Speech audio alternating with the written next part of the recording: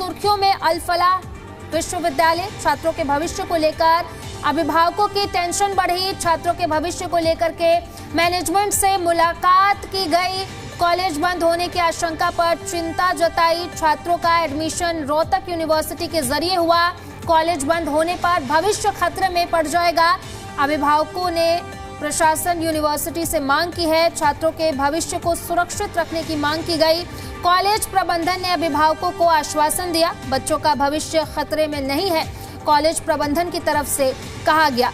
Delhi blast के बाद अल-फलाह विश्वविद्यालय सुर्खियों में है, जिसको लेकर यहां पढ़ने वाले छात्रों के अभिभावकों की टेंशन बढ़ गई है। उन्हें चिंता सताने लगी है कि उनके बच्चों के भविष्य अंधकार में नहीं चला जाए। अल-फलाह मेडिकल कॉलेज में अलग अलग राज्यों से आए 18 अभिभावकों ने मैनेजमेंट से मुलाकात कर कॉलेज बंद होने की आशंका पर चिंता जताई। उन्होंने कहा कि बच्चों का एडमिशन रोहतक यूनिवर्सिटी के जरिए हुआ है, जिसमें छात्रों की कोई गलती नहीं है। अभिभावकों ने बताया कि कॉलेज बंद हुआ तो बच्चों का भविष्य खतरे में पड़ जाएगा। उन्होंने प्रशासन और यूनिवर्सिटी से छात्रों के भविष्य को सुरक्षित रखने की मांग की है।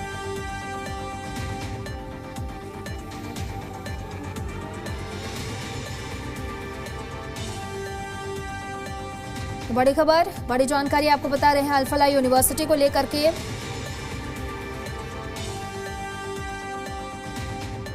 सर, क्या परिवार वालों को हमने एश्योरेंस दे दिया है? परिवार वालों को एश्योरेंस दे दिया है, पेरेंट्स को एश्योरेंस दे दिया है हमने।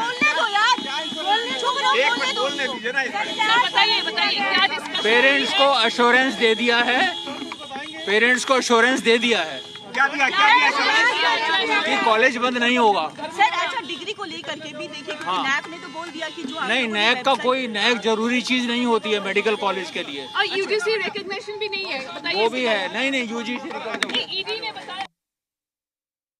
आप देख सकते हैं कि ये पेरेंट्स हैं, ये यहाँ पे आए हुए थे और कई लोगों की ये शिकायत थी कि यहाँ पर इनके ये आज इनको प्रेस कॉन्फ्रेंस करना था, लेकिन ये ऐसी जानकारी मिल रही है कि किसी दबाव के चलते शायद ये लोग बोल नहीं रहे हैं। ये सारी गाड़ियाँ, मैं कैमरा जर्नलिस्ट रवि से कहूँगा, एक बार दीपक से कहूँगा कि एक बार ये दिखाएं कि दीपक, ये देखिए, ये जो पेरेंट्स हैं, ये दरवाज़ा ये देख सकते हैं। मैं दीपक से कहूँगा कि एक बार दिखाएं लॉन्ग शॉट। देखिए सारी गाड़ियाँ, ये सारे पेरेंट्स इस समय मौजूद हैं और यहाँ पर ये जो पेरेंट्स हैं, इनकी पूरी गाड़ियों का काफिला है। ये आए थे यहाँ पर यूनिवर्सिटी में। नहीं, अंदर नहीं जा रहे भैया, यहाँ से कर रहे हैं यार, यहाँ से। देखिए ये पेरेंट्स हैं, इनसे हम लोग कोशिश करते हैं बात करने के लिए।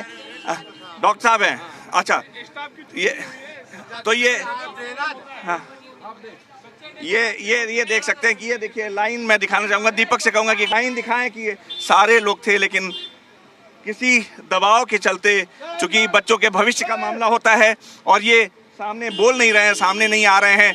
दीपक आपको दिखा रहे हैं ये तस्वीरें, देखिए जो एरियल शॉट अगर कहूँ तो मैं, पूरा लंबा काफिला है और इस समय ये बाहर पूरा, देखिए बाहर कुछ लोग बात करते हैं, हम कोशिश कर रहे हैं, शायद कुछ पेरेंट्स यहाँ बात करने की कोशिश कर रहे हैं बाहर यहाँ।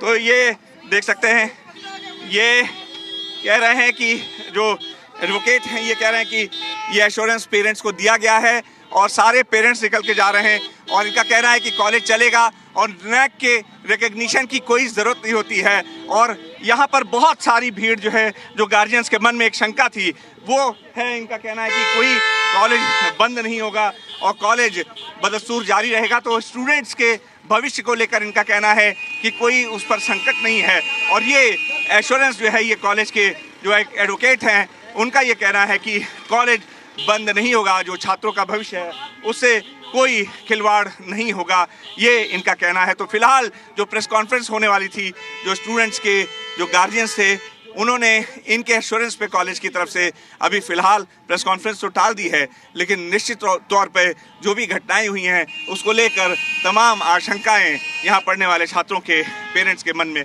बनी हुई है। कैमरा जर्नलिस्ट दीपक के साथ अनुराग मिश्रा, जी मीडिया, धौज, हरियाणा। तो देखिए, इसी पर चर्चा के लिए हमारे साथ हमारे दो खास मेहमान जुड़े हुए हैं। बहुत बहुत स्वागत है आप दोनों का। पहले तो प्रियदर्शनी जी, आपसे पूछना चाहूंगी कि जिस तरीके से देखा गया कि अल-फलाह यूनिवर्सिटी में जो कुछ हुआ, लेकिन कुछ डॉक्टर्स शामिल थे, सारे शामिल नहीं थे, फिर उनके भविष्य का क्या? और जो छात्र हैं, जैसे कि आज खबर चली कि 18 अभिभावक जो है वहां मिलने पहुंचे, तो छात्रों के भविष्य का क्या होगा?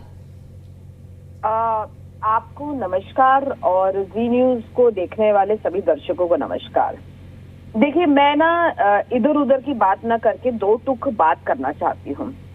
कोई भी व्यक्ति, कोई भी जगह और कोई भी इंस्टीट्यूट मेरे देश से बड़ा और मेरे राष्ट्र धर्म से बड़ा नहीं हो सकता है। पहली बात, अगर इतनी बड़ी साजिश की जा रही थी, एक व्यक्ति अगर इसमें संलिप्त हो तो समझ में आता है पूरा का पूरा संस्थान, उसका संस्थापक और अगर इसमें संलिप्त है तो कहीं ना कहीं ये क्वेश्चनेबल मार्क है।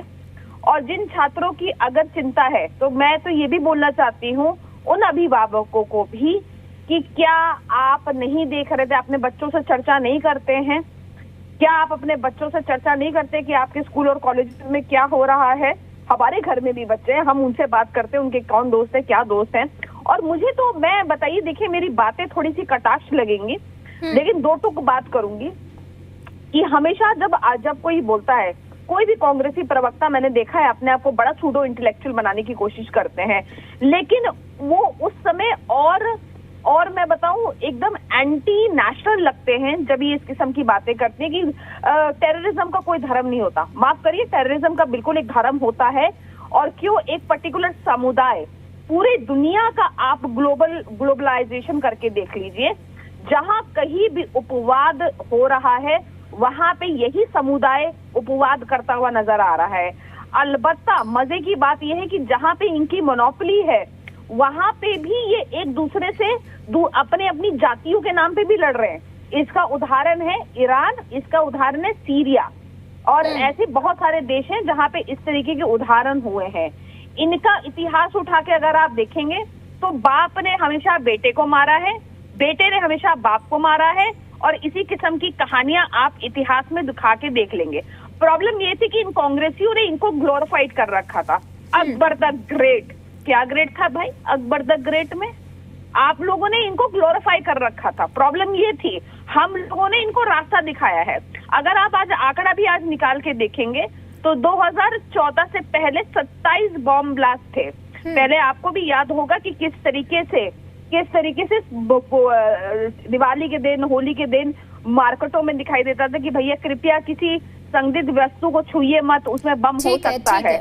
ठीक है प्रियदर्शनी जी, ठीक है, लौटेंगे आपके पास। हमारे साथ बजरंग गर्ग जी भी जुड़े हुए हैं। बजरंग गर्ग जी, कैसे देखते हैं आपको? क्योंकि ऐसा हो जाएगा, करे कोई और भरे कोई और, किया किसी और ने, और सभी छात्रों के भविष्य से खिलवाड़ हो जाएगा ऐसे तो। देखिए मैडम जी, बच्चों के भविष्य से खिलवाड़ नहीं होना चाहिए, और जहां तक है पुलिस रेगुलर चलना चाहिए। और जो भी लोग जो आतंकवादी गतिविधियों में सब शामिल है या साजिश में शामिल है, कोई भी हो, ए से लेके जेड तक, उनके खिलाफ सख्त से सख्त कार्रवाई होनी चाहिए। सरकार को उनके खिलाफ सख्त से सख्त कार्रवाई करनी भी चाहिए। मगर एक बात कह के कांग्रेस फलाना और ढिकड़ा बोलने से कोई समस्या का समाधान नहीं होता। और जहाँ एक समुदाय फलानी समुदाय की बात करते हैं ये लोग, यही तो लोग हिंदू मुसलमान जाट नॉन जाट की राजनीति हरियाणा में करके भाईचारा खराब कर रहे हैं। और कौन खराब कर रहा है? इनका एक साजिश है, इनका एक काम है, वोटों की खेती करो, भाई को भाई से लड़ाओ और ये काम करो। ये असली बात तो करेंगे नहीं, मुद्दे की बात नहीं करेंगे, स्टूडेंट के भविष्य की बात नहीं करेंगे। अरे कौन कहता है, कौन देश का आम नागरिक कहता है कि जो भी कोई आदमी गलत काम करे उसके खिलाफ कार्रवाई होनी चाहिए? हम तो हमेशा ही कहते आए हैं, कहते रहे हैं। मगर ये बेमतलब की फजुल्ली बातें कि नहीं कांग्रेस नू फलाना नू, मुद्दा की में और होता है, घुमा फिरा के कांग्रेस पे ले जाते। ये नहीं बताएंगे आज स्टूडेंट का क्या हाल है। उसके अंदर 90% स्टूडेंट नहीं आ रहे, उसके अंदर 80% टीचर नहीं आ रहे, लेक्चरर नहीं आ रहे, ये नहीं बताएंगे क्यों सबके खौफ बना हुआ है, बह बना हुआ है, इस करके नहीं आते। मैं कहता हूँ इसका शुद्धिकरण होना चाहिए, शुद्धिकरण करके जो भी दोषी है उनके खिलाफ कार्रवाई हो और रूटीन के अंदर ये संस्था चलनी चाहिए। नू बताइए उन स्टूडेंट का क्या कसूर है? अगर कोई आदमी 10 आदमी गलत है तो उसकी सजा 2000 आदमी को बच्चों को दे दोगे आप। अगर 50 गलत है उसके खिलाफ कार्रवाई कीजिए, 2 गलत है उसके खिलाफ कार्रवाई कीजिए। मैनेजमेंट का कोई आदमी उस कांड में शामिल है उसके खिलाफ सख्त से सख्त कार्रवाई कीजिए, फांसी पर चढ़ाओ उनको, कोई दिक्कत नहीं है। मगर ये थोड़ी है आप बेमतलब की बात आ जाए भी उनके पेरेंट्स वहां खड़े रहे अपने बच्चों के भविष्य के लिए चिल्लाते रहे और सुनाई ना हो। ये कौन सा सिस्टम बन गया है? वहां पे मतलब सिस्टम से काम होगा? ये थोड़ी है। इंडिया के अंदर लोग उसमें लोकसभा था, लोकसभा में आतंकवादी घुस गए, उसमें आतंकवादियों में लोकसभा में हमला कर दिया, भारतीय जनता पार्टी की सरकार थी, लोकसभा बंद कर देंगे, लोकसभा बंद कर देंगे हम, कैसे आतंकवादी बने? तो भाई बात हुई है, इनके कोई जवाब है? कांग्रेस यू करती है फलाना, अरे कांग्रेस कहां से आ गई? तो कांग्रेस में थी वहां पे, कांग्रेस लेना नहीं देना नहीं, इन्होंने घुमा फिरा कर राजनीति करनी है हर चीज में। इतने कांड हो गए, अरे कांड तो तुम्हारे घर के अंदर हुए हैं। पुलवामा कांड किसके टाइम हुआ है? खुले आम करके आपके सामने है। पहलगाम क्या हुआ? खुला छोड़ दिया आपने पहलगाम के अंदर लोगों को मरने के लिए, कोई सिक्योरिटी नहीं। 2000 वहां पे लोग घूमने के लिए गए हुए थे, 2000 मौजूद थे और खुले आम आतंकवादियों ने गोली ढूंढ दिया और खुले आम चले गए। आतंक पकड़े नहीं गए थे, पुलवामा कांड के आतंक पकड़े नहीं गए। और जो कारगिल कांड हुआ किसके राज में हुआ? कितनी बड़े बड़े कांड इनके राज में, लोकसभा में हमला किसके राज के अंदर हुआ? हरियाणा में रोज लूटपाट हो रही है, रोज फरोख्ती मांगी रही है, रोज हत्याएं की है, वो किसके राज में हो रही है? नहीं बोल लेंगे ये नहीं बोल लेंगे। ठीक है बजरंग जी, लौटेंगे आपके पास। प्रियदर्शनी जी क्या कुछ कहेंगे, क्योंकि गलती कसूर तो उन छात्रों के है नहीं, डॉक्टर्स की तो है नहीं, क्योंकि जो कसूरवार हैं उनको सजा बिल्कुल मिलनी चाहिए, लेकिन इस तरीके से बच्चे का समय बर्बाद हुआ, पैसे बर्बाद हुए, उनके भविष्य का क्या, आगे उनके फ्यूचर का क्या? और बजरंग गर्ग जी ने भी काफी कुछ आरोप लगाए, उसका भी जवाब दीजिए। देखिए मैं एक बात बोलूं, ये कांग्रेसियों की अधिकतर आदत है कि जब भी इस किस्म का एक्शन हम लोग ले रहे होते हैं तो एक पर्टिकुलर समुदाय के लिए ये लोग कूद के आ जाते हैं। मतलब मात्र 15% के लिए ये देश के 80% से ज्यादा हिंदुओं को मौत के घाट उतारना इनको मंजूर है, लेकिन उन लोगों पे आंच नहीं आनी चाहिए। ये कांग्रेसियों की आइडियोलॉजी आज से नहीं है, ये शुरू से है मैं बताऊं। और यही आइडियोलॉजी के कारण आज हिंदू अपने ही देश में खतरे में है। आज इन बम फोड़ने वालों के लिए आप सहानुभूति रख रहे हैं। और पहली बात जो इन्होंने एग्जाम्पल दिया है, बड़े भाई जो एग्जाम्पल दिया है वो एग्जाम्पल ही गलत दिया है। पहली बात कि लोकसभा में हमला हुआ था, लोकसभा के एमपीज नहीं थे आतंकवादी, दोनों में अंतर है। इस यूनिवर्सिटी में जो पढ़ रहे थे वो लोग खुद उसमें इंडल्ज हैं, तो दोनों में अंतर है। अंतर को समझिए पहले तो। हम उसको नहीं बंद करेंगे लोकसभा को, लेकिन जो पूरी की पूरी यूनिवर्सिटी एक आतंकवाद का अड्डा बनी हो और ये अड्डा बनी हो, उसको तो डेफिनेटली बंद करेंगे। लेकिन ये कैसे बोलेंगे अपने मुंह से? क्योंकि 1997 में तो इन्होंने खुद उसका अप्रूवल दिया था, केंद्र की तरफ से आया था अप्रूवल। दूसरी बात 2004 में तो पोटा खत्म करने का, प्रिवेंशन ऑफ टेररिस्ट एक्ट का जो सबसे इम्पोर्टेंट क्लॉज था उसको चेंज, तो सोचिए 2004 में इनकी सरकार आई और सबसे पहला काम इन्होंने ये किया कि इन्होंने इस एक्ट को चेंज कर लिया। और इस एक्ट को चेंज करने के बाद टाडा इन्होंने खत्म किया। इस किस्म के आतंकवादियों के साथ ही ये खड़े थे, उन्हीं के साथ खड़े थे। ये सेपरेटिस्टों को, कश्मीर के सेपरेटिस्टों को बुलाते थे और जो कि अलगाववादी हिंदी में बोलते हैं। अलगाववादी जो कि पाकिस्तान में, अपने दर्शकों को बता दूं कि अलगाववादी कौन होते हैं। अलगाववादी वो होते हैं जो बोलते हैं पाकिस्तान हमारा घर है, जय पाकिस्तान, और उसके बाद खाते हैं यहाँ पे 3500 रुपए की पर प्लेट की थाली ताज मानसिंह में, और उसको सोनिया गांधी जी, मनमोहन जी फोटो खिंचवाते थे। आज हमने उन सबको तिहाड़ में बंद कर दिया है। लेकिन इनके ये कारनामे थे, ये हमेशा इस किस्म को डराने की कोशिश करेंगे, अरे ये बम फोड़ देंगे, अरे ये कर देंगे। अरे कैसे फोड़ देंगे? हमारे घर पे रह रहे हो, हमारे घर में तुम पनाह ले रखे हो, हमारे घर का खा रहे हो, हमारे घर में बम फोड़ दोगे? कैसे फोड़ दोगे हमारे घर में बम? अब ये नया हिंदुस्तान है बजरंग भाई, याद रखिए। इस नए हिंदुस्तान में अगर हमें एक मारोगे तो तुम्हारे घर में घुस के मारेंगे। ऐसे कैसे मारोगे तुम हमारे घर में?